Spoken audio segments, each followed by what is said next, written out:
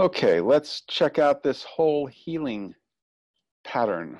I'll read the heart and then talk about it a bit about it. I may refer to some notes during that time, but mainly I just want to explore the essence of it.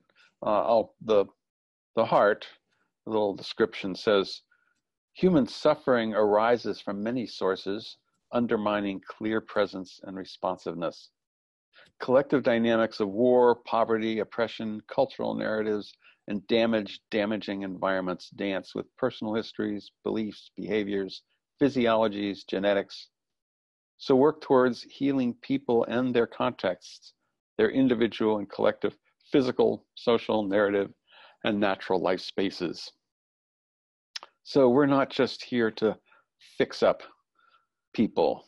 The fact that somebody is sick or hurt not only is worth addressing on behalf of that person, but is a sign of something larger going on. And that's what this is largely referring to.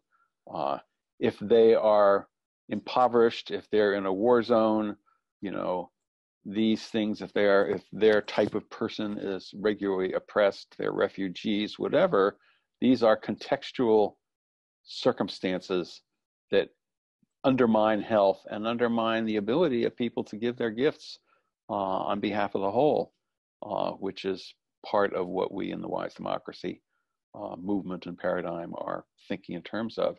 So we want to free up their ability to give their gifts. They need support in doing that, and part of that support is recognizing that there's more going on than just their suffering. There's the larger context, and that can be internal. That can be thoughts that they're thinking because of things that happened to them in the past.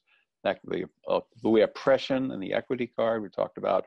Oppression is carried on through generations, through history, replicating itself in people, the way people think about themselves, not only the current health issues they have because of poverty, for example, or abuse, but their general sense of who they are can be undermined, and that in turn can make them more prone to sickness. So this is like holistic health in the sense of we're interested in medical and herbal and acupuncture, homeopathy, body work, psychology, nutrition, et cetera, et cetera. There's all these different practices, spiritual practices.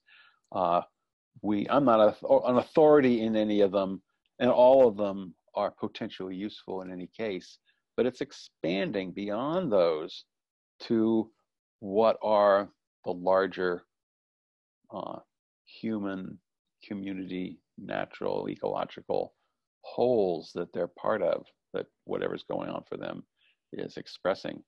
And so addressing those, and there's infinite ways to address those. So the resources that are being given with this pattern are guidelines to various ways to do this, but overwhelmingly it's about seeing the larger whole that they're embedded in, and their own personal phenomenon.